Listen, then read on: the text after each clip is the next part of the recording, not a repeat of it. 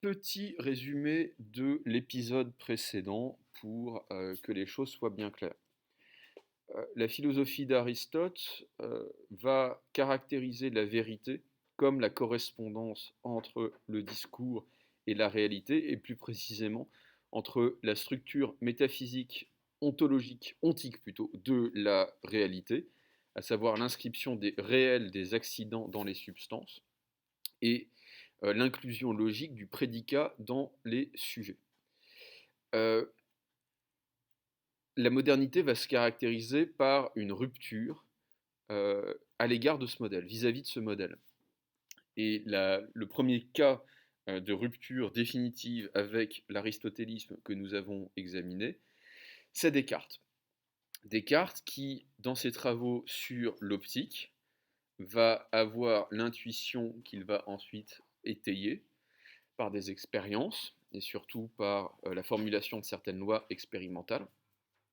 Il va avoir l'intuition que les couleurs ne sont pas réellement produites ne sont pas réellement inscrites dans les choses, autrement dit que l'accident couleur, l'accident rouge par exemple, n'est pas réellement inscrit dans la chose, mais c'est plutôt une propriété de la lumière et très exactement une relation entre la structure géométrique de l'objet, la lumière et la rétine, qui produit en nous la sensation de couleur.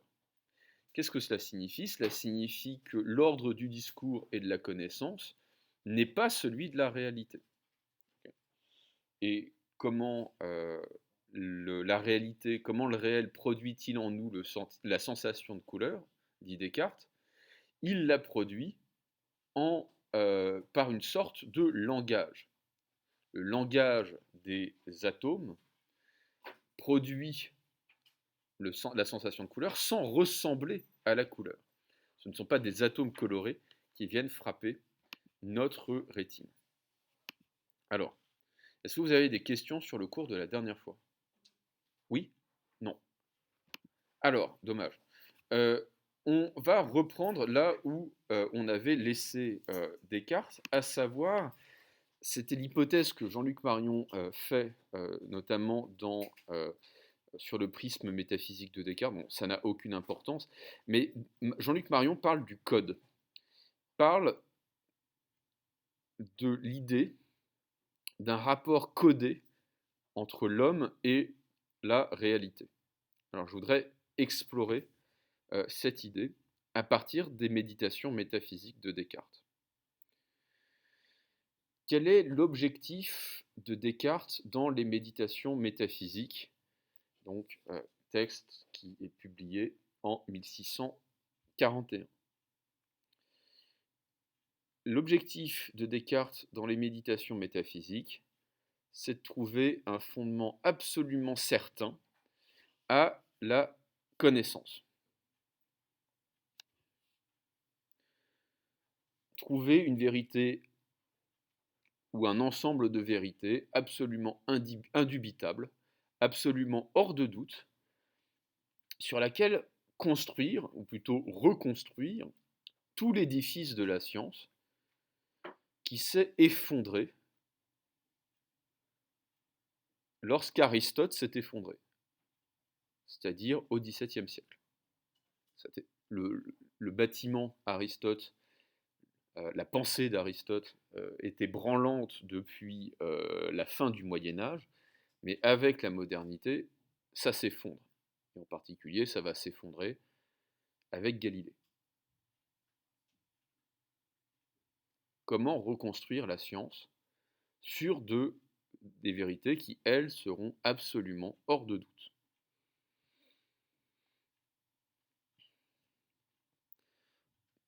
Et on va le prendre dans un sens métaphorique, mais qui a un fond de vérité. Comment trouver une vérité suffisamment solide pour soutenir la science, pour fonder la science? Qu'est-ce que vous faites pour trouver quelque chose de solide? Vous, que feriez-vous pour trouver un objet physiquement solide? Pour trouver l'objet le plus solide physiquement qui soit, qu'est-ce que vous faites? Par exemple, que font les carrossiers ou les ingénieurs plutôt en automobile. Oui, exactement.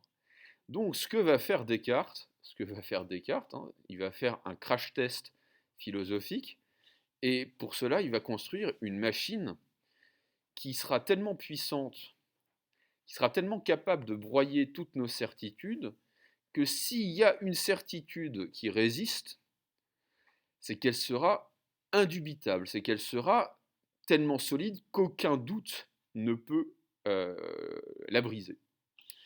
Alors, pour ce faire, Descartes va inventer, enfin, plutôt il va reprendre à son compte une méthode qui est celle du doute sceptique. Le scepticisme, c'est une école philosophique qui naît en Grèce au 5e, 4e siècle avant notre ère.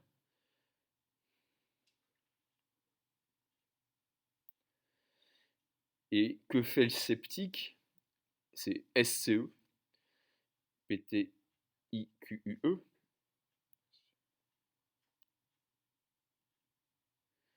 Que fait le sceptique? Eh bien, le sceptique va douter de tout.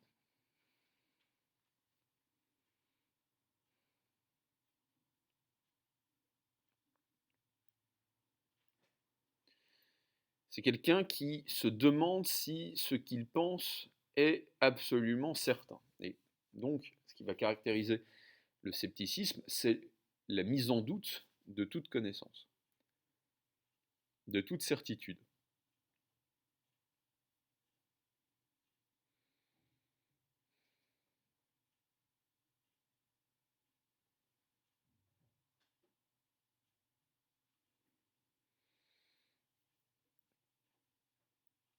Pour un sceptique, très précisément, euh, toutes nos certitudes ne sont pas si évidentes que cela.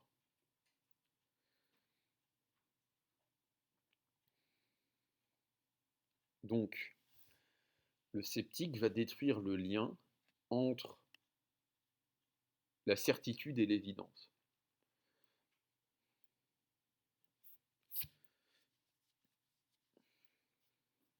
Ce qui est certain n'est pas toujours évident.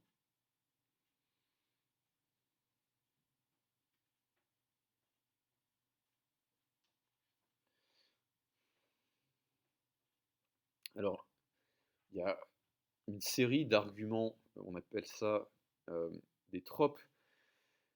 Il y a une série d'arguments sceptiques célèbres qui visent à remettre en cause l'ensemble de nos connaissances.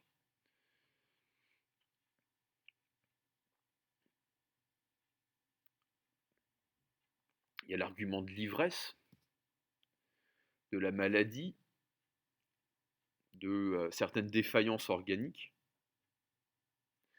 Nous pouvons, il est possible, disent les sceptiques, que nos sens soient altérés, que nos sens ne nous donnent pas un accès direct et certain à, à la réalité, au monde.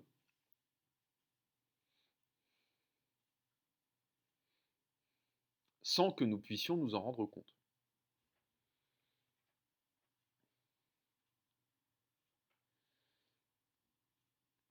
Un exemple simple, quand vous êtes malade du foie, votre peau et en particulier votre cornée, c'est-à-dire la zone blanche des yeux, va devenir jaune et vous allez voir le monde réel à travers un filtre jaune. C'est comme si vous aviez des lunettes à verre fumé jaune, et donc le ciel qui est normalement bleu va vous apparaître vert.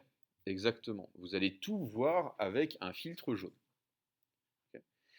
Et au fond, pour celui qui vit avec une maladie chronique du foie dans l'Antiquité, le monde lui apparaît effectivement à travers ce filtre et il ne peut pas voir ce filtre. C'est comme si le ciel était réellement vert. Alors évidemment, Pour un homme de l'Antiquité, c'est très compliqué. Pour Descartes, c'est pas si compliqué de le concevoir, puisque les couleurs ne sont pas réellement dans les choses, selon Descartes.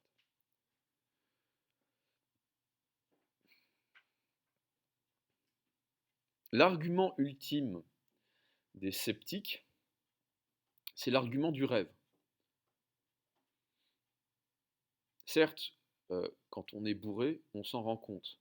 Quand on est malade, on s'en rend compte. Mais quand on rêve, rares sont les gens qui savent qu'ils rêvent quand ils rêvent. Quand on est à l'intérieur d'un rêve, on a des perceptions sensibles, on voit des choses, on ressent des choses, et on n'a aucun moyen, d'une certaine manière, quand on est pris dans un rêve, on n'a aucun moyen de savoir si c'est un rêve ou si c'est la réalité. C'est ça la grande force du rêve.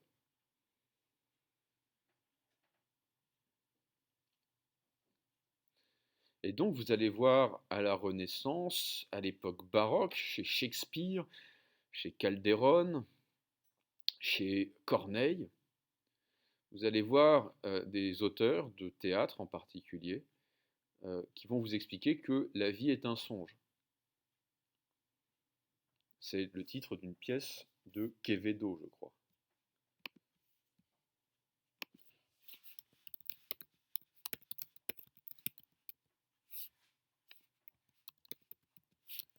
Calderon, pardon, pas Quevedo. Alors, Calderon de la Barca. Que va faire Descartes? Descartes va détruire ce dernier argument pour le radicaliser. Et c'est ça que je voudrais vous montrer dans les méditations métaphysiques. Donc on va lire cette méditation et vous allez voir comment Descartes va faire basculer cet argument du rêve pour le détruire. Et pour montrer qu'il ne suffit pas. Tout le monde lit le texte avec moi, vous pouvez reprendre vos téléphones.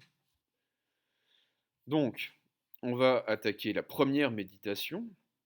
J'ai le titre entier de l'œuvre, Méditation touchant la philosophie première, dans lesquelles on prouve clairement l'existence de Dieu et la distinction réelle entre l'âme et le corps de l'homme. Première méditation, des choses que l'on peut révoquer en doute. Ce n'est pas d'aujourd'hui que je me suis aperçu que, dès mes premières années, j'ai reçu quantité de fausses opinions pour véritables, et que ce que j'ai depuis fondé sur des principes si mal assurés ne saurait être que fort douteux et incertain. Et dès lors, j'ai bien jugé qu'il me fallait entreprendre sérieusement, une fois en ma vie, de me défaire de toutes les opinions que j'avais reçues auparavant en ma créance, et commencer tout de nouveau dès les fondements, si je voulais établir quelque chose de ferme et de constant dans les sciences. Mais cette entreprise me semblant être fort grande, j'ai attendu que j'eusse atteint un âge qui fût si mûr que je n'en pusse espérer d'autres après lui, auxquels je fusse plus propre à l'exécuter. Ce qui m'a fait différer si longtemps que désormais je croirais commettre une faute si j'employais encore à délibérer le temps qui me reste pour agir. Aujourd'hui donc, fort à propos pour ce dessein, c'est-à-dire pour ce projet, j'ai délivré mon esprit de toutes sortes de soins, que par bonheur je ne me sens agité d'aucune passion, et que je me suis procuré un repos assuré dans une paisible solitude, je m'appliquerai sérieusement et avec liberté à détruire généralement toutes mes anciennes opinions. Or, pour cet effet, il ne sera pas nécessaire que je montre qu'elles sont toutes fausses, de quoi peut-être ne viendrai-je jamais à bout. Mais d'autant que la raison me persuade déjà que je ne dois pas moins soigneusement m'empêcher de donner créance aux choses qui ne sont pas entièrement certaines et indubitables, qu'à celles qui me paraissent manifestement être fausses, ce me sera assez pour les rejeter toutes, si je puis trouver en chacune quelque raison de douter. Et pour cela, il ne sera pas aussi besoin que je les examine chacune en particulier, ce qui serait d'un travail infini. Mais parce que la ruine des fondements entraîne nécessairement avec soi tout le reste de l'édifice, je m'attaquerai d'abord aux principes sur lesquels toutes mes anciennes opinions étaient appuyées. Alors, je résume et j'analyse ce que dit Descartes.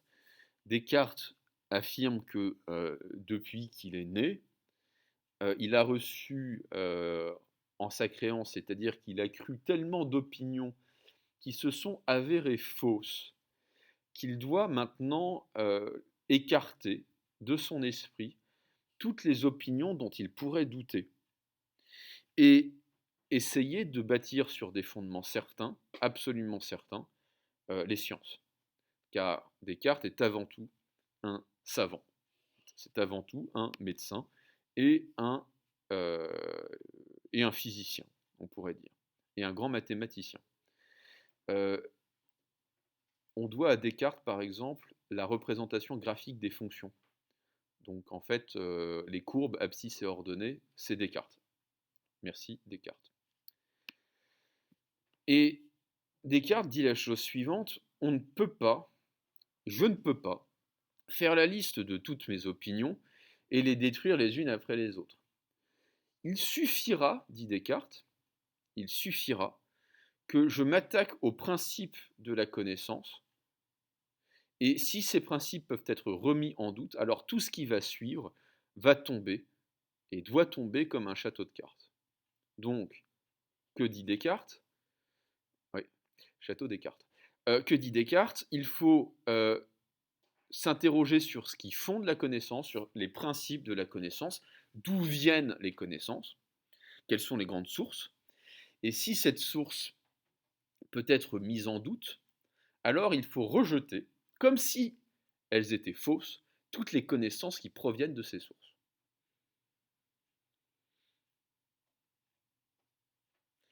Alors, c'est ce que Descartes appelle le doute hyperbolique.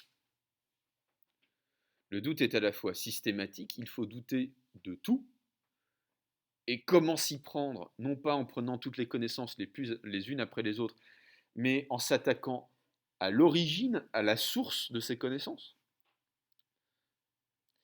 Et ce doute doit être hyperbolique, c'est-à-dire que si j'ai la moindre raison de douter, même la plus légère, même la plus ridicule qui soit, alors je dois rejeter cette connaissance douteuse comme si elle était fausse.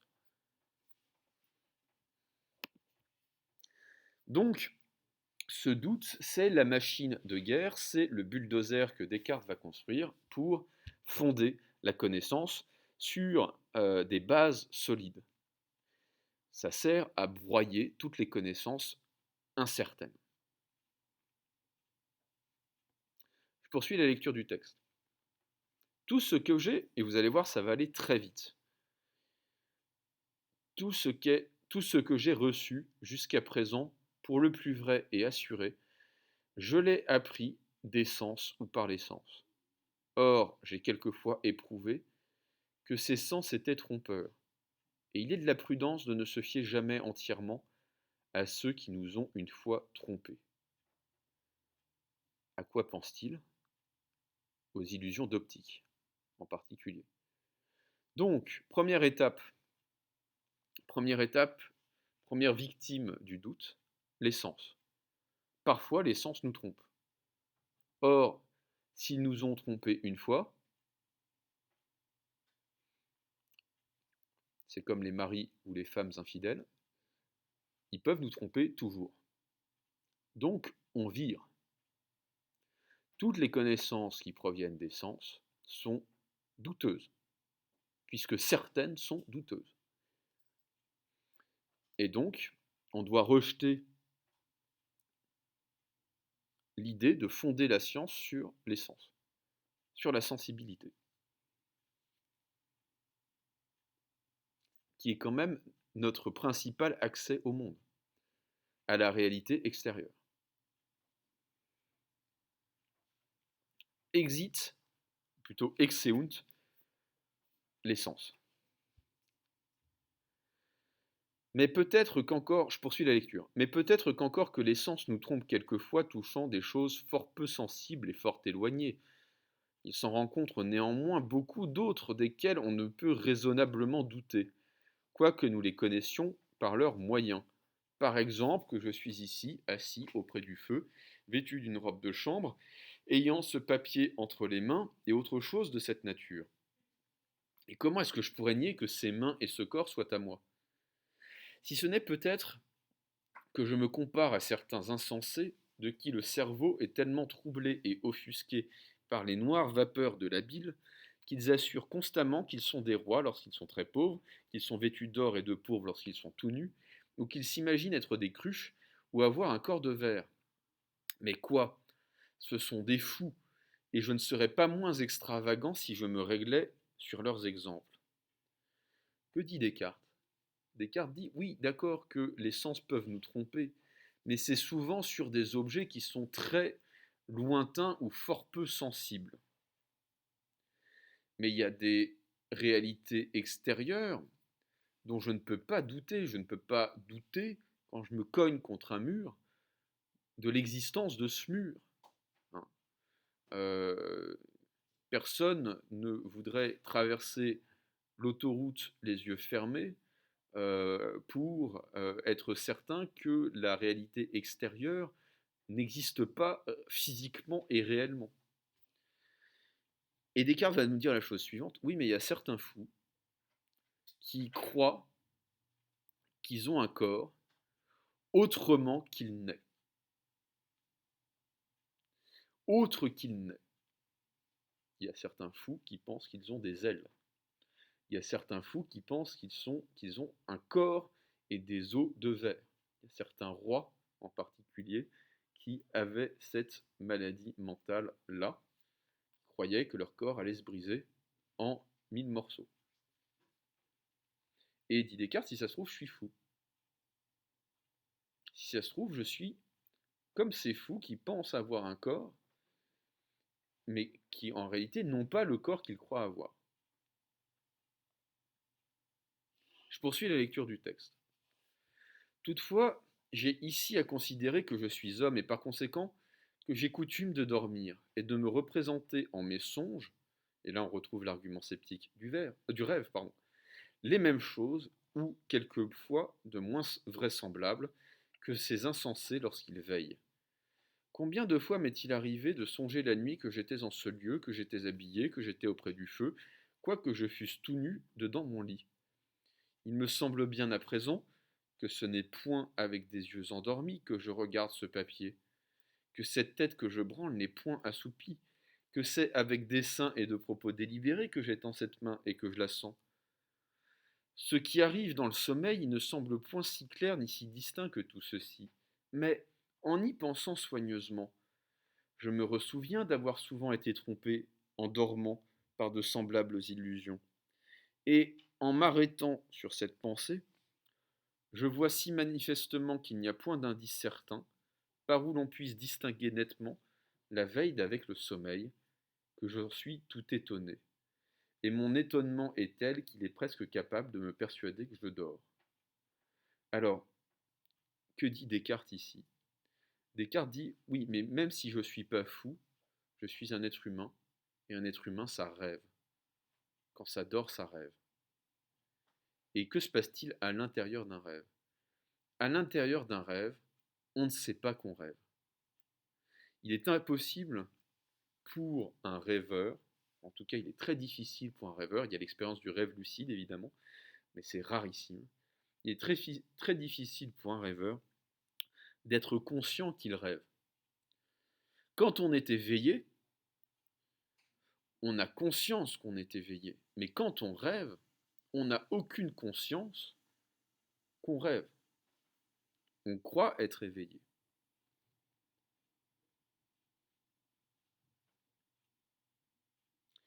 Ça, c'est l'argument sceptique le plus fort que la tradition sceptique ait pu formuler. Oui.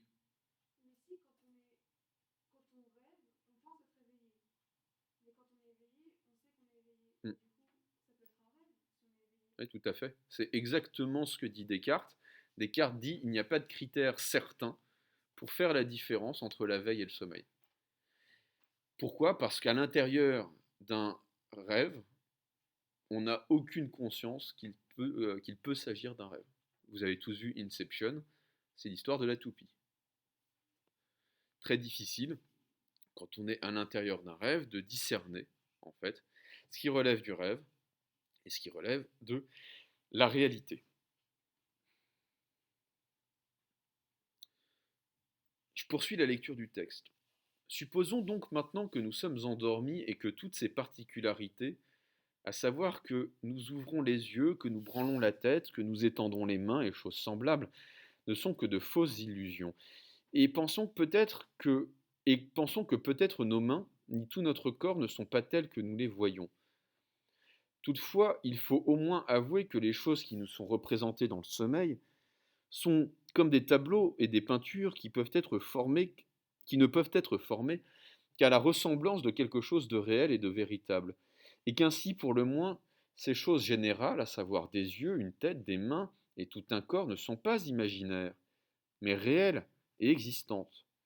Car de vrai, en vérité donc, les peintres, lors même qu'ils s'étudient avec le plus d'artifice à représenter des sirènes et des satyres par des figures bizarres et extraordinaires, ne peuvent toutefois leur donner des formes et des natures entièrement nouvelles, mais font seulement un certain mélange et composition des membres des divers animaux. Ou bien si peut-être leur imagination est assez extravagante pour inventer quelque chose de si nouveau que jamais on n'ait rien vu de semblable, et qu'ainsi leur ouvrage représente une chose purement feinte et absolument fausse, certes à tout le moins les couleurs dont ils les composent doivent-elles être véritables. Alors, que nous dit Descartes ici? Comment vous comprenez ce paragraphe? Que se passe-t-il quand on rêve? Oui. Oui, allez-y.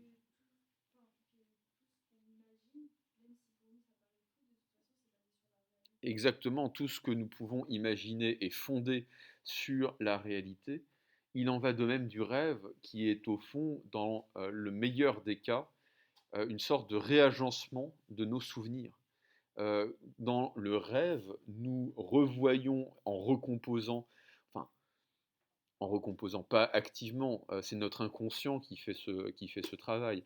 Mais tout ce que nous voyons dans nos rêves, au fond, nous l'avons déjà vu quelque part dans la veille, en état de veille. Alors, Descartes nous dit, mais même si un peintre était suffisamment imaginatif et génial pour créer quelque chose d'absolument nouveau, hein, alors qu'en réalité, rien n'est nouveau sous le soleil de la peinture. Au moins, dit Descartes, les couleurs, et en fait, voilà, on peut se dire que Descartes anticipe sur quelque chose comme l'art abstrait. L'art qui n'est pas représentatif, qui n'est pas figuratif. Au moins les couleurs, nous les avons déjà vues quelque part. Au moins les couleurs sont-elles empruntées à la réalité extérieure, au monde. Je poursuis la lecture. Et par la même raison encore que ces choses générales, à savoir un corps, des yeux, une tête, des mains et autres semblables, puissent être imaginaires. Toutefois, il faut nécessairement avouer qu'il y en a au moins quelques autres encore plus simples et plus universelles qui sont vraies et existantes, du mélange desquelles, ni plus ni moins que de celui de quelques véritables couleurs, toutes ces images des choses qui résident en notre pensée, soit vraies et réelles, soit feintes et fantastiques, sont formées. De ce genre de choses est la nature corporelle en général et son étendue. Je reviendrai là-dessus tout de suite après. Ensemble, la figure des choses étendues, leur quantité ou grandeur et leur nombre, comme aussi le lieu où elles sont, le temps qui mesure leur durée et autres semblables. C'est pourquoi peut-être que de là nous ne conclurons pas mal si nous disons que la physique, l'astronomie, la médecine et toutes les autres sciences qui dépendent de la considération des choses composées sont fort douteuses et incertaines, mais que l'arithmétique, la géométrie et les autres sciences de cette nature qui ne traitent que de choses fort simples et fort générales sans se mettre beaucoup en peine si elles sont dans la nature ou si elles n'y sont pas, contiennent quelque chose de certain et d'indubitable. Car, soit que je veille ou que je dorme, deux et trois joints ensemble formeront toujours le nombre 5, et le carré n'aura jamais plus de 4 côtés. Et il ne semble pas possible que des vérités si claires et si apparentes puissent être soupçonnées d'aucune fausseté ou d'incertitude. Que nous dit Descartes ici? On peut avoir l'inconscient le plus farfelu, le plus créatif qui soit dans nos rêves. Tous nos rêves sont composés d'objets que nous percevons. Quelle que soit la forme de ces objets, ils vont obéir à certaines lois qui sont, les lois de la géométrie et les lois de l'arithmétique. Je m'explique.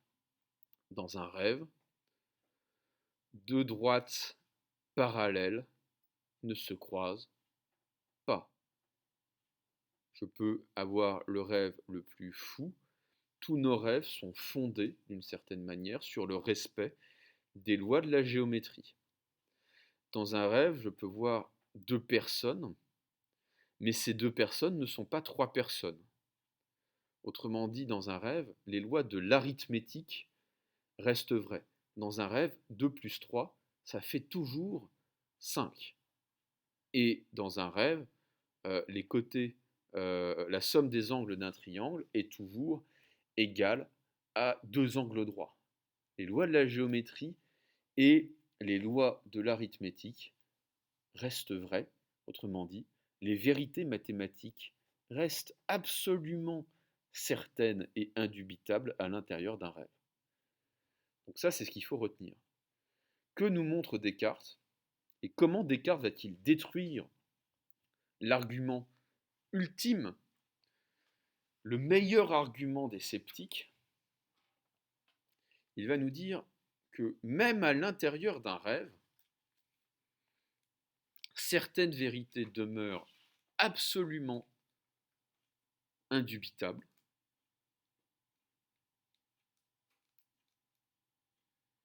Ce sont les vérités mathématiques, arithmétiques et géométrie. Pourquoi demeurent-elles vraies?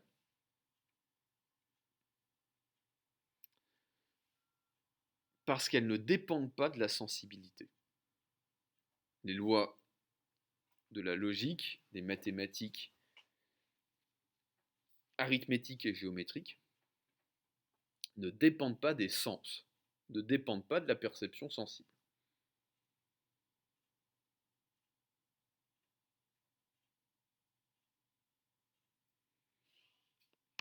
C'est pour ainsi dire les lois architecturales de la réalité sensible, mais ce n'est pas la réalité sensible. Ça va pour tout le monde, ça? Est-ce qu'on est d'accord que même à l'intérieur d'un rêve, 2 plus 2 égale 4? Il y a un certain nombre de films, Matrix, Inception, qui jouent sur l'idée que nous vivons dans une réalité factice ou un rêve. Alors, surtout Inception, en fait. C'est qui les gens dans Inception? Ce sont des géomètres. Ce sont des types qui vont construire, selon les lois de la géométrie, des labyrinthes. C'est un très bel hommage à Descartes. Ça veut dire quoi? Ça veut dire que même à l'intérieur d'un rêve, les unités enfin, les lois de la géométrie et de l'arithmétique, puisque dans Inception, il est aussi question de compter le temps, restent vraies et demeurent exactes. Est-ce que ça va pour tout le monde? Ok.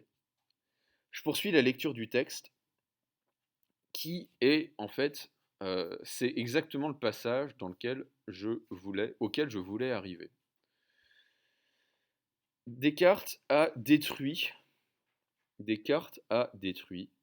toutes les connaissances qui proviennent des sens, mais il a trouvé des connaissances qui résistent à cette destruction. Ce sont les vérités mathématiques. Puis-je douter de la certitude des vérités mathématiques, Puis-je douter que 2 plus 2 égale 4? Oui, et voilà comment. Je poursuis la lecture du texte. Toutefois, il y a longtemps que j'ai dans mon esprit une certaine opinion qu'il y a un Dieu qui peut tout, et par qui j'ai été fait, et créé tel que je suis. Or, que sais-je s'il n'a point fait qu'il n'y ait aucune terre, aucun ciel, aucun corps étendu, aucune figure, aucune grandeur, aucun lieu, et que néanmoins j'ai les sentiments de toutes ces choses, et que tout cela ne me semble point exister autrement que je le vois. Et même, comme je juge quelquefois que les autres se trompent dans les choses qu'ils pensent le mieux savoir, que sais-je s'il n'a point fait que je me trompe aussi, toutes les fois que je fais l'addition de 2 et de 3, ou que je nombre les côtés d'un carré, ou que je juge de quelque chose encore plus facile, si l'on se peut imaginer rien de plus facile que cela. Que dit Descartes ici? Quel est l'argument de Descartes? Allez, allez, on se réveille un peu. C'est quoi l'argument de Descartes ici? Qu'est-ce qu'il a appris quand il était petit?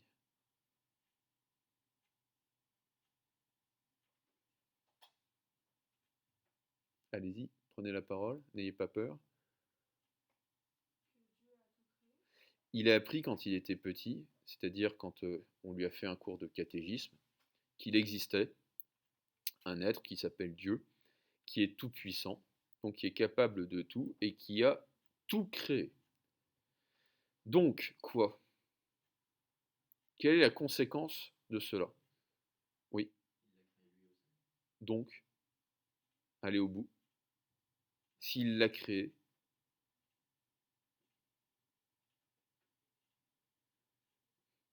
qu'est-ce qui se passe si Dieu m'a créé? Oui, oui, parce que Dieu a pu me créer de telle sorte que mon esprit soit défaillant. Ou pour reprendre l'expression de Jean-Luc Marion, de telle sorte qu'il y ait un bug dans le code, que mon code soit buggé. Donc, que nous dit Descartes? Descartes nous dit, oui, ok, dans le rêve, même à l'intérieur du rêve, j'ai la conviction que les vérités mathématiques demeurent absolument certaines. Mais j'ai appris quand j'étais petit qu'il pouvait exister un Dieu, créateur de toutes choses. S'il a créé toutes choses, il m'a créé. S'il m'a créé, il a aussi créé mon esprit. Et s'il a créé mon esprit, il a pu le créer de telle sorte que je fasse erreur, je vais explicitement utiliser cette expression, de telle sorte que je fasse erreur lorsque je dis que 2 plus 3 égale 5.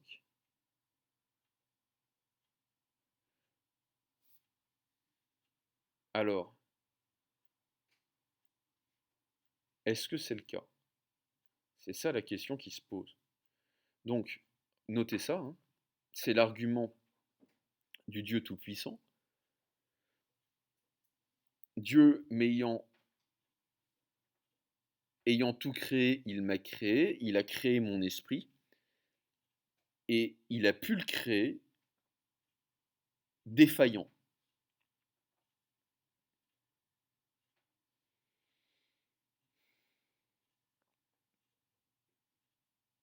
Et je reviens sur ce que j'ai dit, pardon. Si il m'a créé défaillant, je peux me tromper en disant que 2 plus 3 égale 5, sans faire d'erreur. Je peux me tromper sans faire d'erreur. Comme un programme informatique qui est buggé va se tromper sans faire d'erreur. Il va faire ce pourquoi il est fait. C'est un programme. Et, dit Descartes, qui nous dit que notre esprit ne fait pas ce pourquoi il est fait? mais de manière complètement foireuse. Si ça se trouve, nous nous trompons à chaque fois que nous disons que 2 plus 3 égale 5.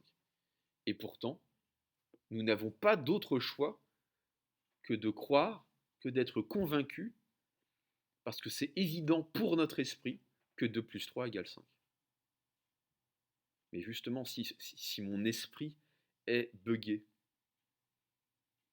si les lois mathématiques qui sont en moi sont buggées, est-ce que je pourrais m'en rendre compte? Est-ce qu'un piano qui joue faux sait qu'il joue faux? Non.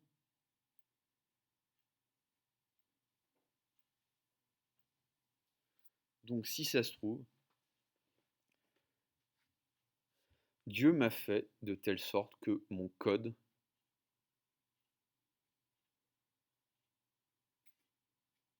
soit défaillant.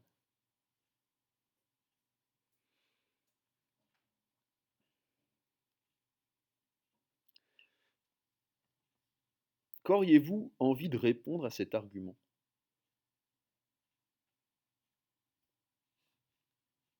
Oui, exactement. On pourrait parfaitement répondre qu'il n'est pas certain que Dieu existe. Et Descartes va dire, c'est là où on voit le génie du type, j'attendais exactement ce contre-argument, et en fait c'est pire. C'est ça, quelqu'un qui sait manier la rhétorique avec génie, c'est quelqu'un qui anticipe sur l'argument de l'adversaire, et qui en réalité se réjouit que l'adversaire contre-argumente. Je poursuis la lecture du texte. En fait, il y a deux hypothèses. Soit Dieu est un salaud, soit Dieu n'existe pas. Et c'est d'une certaine manière, plus on va aller, plus on va s'éloigner du dogme chrétien, plus ça va donner raison à Descartes et à l'argument de Descartes. Mais peut-être que Dieu n'a pas voulu que je fusse déçu de la sorte, c'est-à-dire trompé de la sorte, parce qu'il est souverainement bon, car il est dit souverainement bon. Donc Dieu n'a pas voulu me créer buggé, puisqu'il est souverainement bon. Toutefois, si cela répugnait à sa bonté de m'avoir fait tel que je me trompasse toujours, cela semblerait aussi lui être contraire de permettre que je me trompe quelquefois. Et néanmoins, je ne puis douter qu'il ne le permette. Quel est l'argument de Descartes? Si Dieu est bon, si Dieu est bon, alors il n'a pas voulu que je me trompe, or je me trompe. Donc, l'argument de la bonté de Dieu n'est pas un argument suffisant pour contrer l'hypothèse d'un bug dans mon code. Oui, non, ok. Et Descartes poursuit. Il y aura peut-être ici des personnes qui aimeraient mieux nier l'existence d'un Dieu si puissant que de croire que toutes les autres choses sont incertaines. Autrement dit, mais on pourrait faire l'hypothèse que Dieu n'existe pas. C'est l'hypothèse athée, c'est l'hypothèse aussi, ce qu'on appelle à l'époque les libertins. Les libertins, ce sont ces mathématiciens athées qui vont fonder la physique sur d'autres principes que Dieu. Et Descartes va dire, ok, faisons l'hypothèse que Dieu n'existe pas. Prenons cette hypothèse au sérieux. Mais, je vais poursuivre la lecture, ne leur résistons pas pour le présent, et supposons en leur faveur que tout ce qui est dit ici d'un Dieu soit une fable. Toutefois, de quelque façon qu'il suppose que je sois parvenu à l'état et à l'être que je possède, soit qu'il l'attribue à quelque destin ou fatalité, soit qu'il le réfère au hasard, soit qu'il veuille que ce soit par une continuelle suite et liaison des choses, ou enfin par quelque autre manière, puisque faillir et se tromper est une imperfection, d'autant moins puissant sera l'auteur qu'ils assigneront à mon origine, d'autant plus sera-t-il probable que je suis tellement imparfait que je me trompe toujours. Je traduis. Descartes nous dit de deux choses l'une. Soit Dieu existe, il est tout-puissant et il a pu me créer de telle sorte que je me trompe sans faire d'erreur. Autrement dit, que je me trompe sans pouvoir faire autrement que me tromper. Soit Dieu n'existe pas. Et alors, ceux qui m'ont créé sont bien moins parfaits que Dieu. Hein, mes parents, moins parfaits que Dieu. Et alors, il y a encore plus de chances que mon esprit soit imparfait, qu'il soit faillible, que je me trompe sans pouvoir faire autre chose que me tromper. Est-ce que vous comprenez ça? Descartes fabrique une tenaille. Il fabrique une tenaille. Soit Dieu existe, et alors il a pu me créer de telle sorte que je me trompe, toujours. Soit Dieu n'existe pas, et alors je suis encore plus imparfait que ce que je pensais, et il y a encore plus de chances que je me trompe toujours. Donc d'une manière ou d'une autre, que Dieu existe ou qu'il n'existe pas, il est possible que je me trompe sans faire d'erreur lorsque je dis que 2 plus 3 égale 5.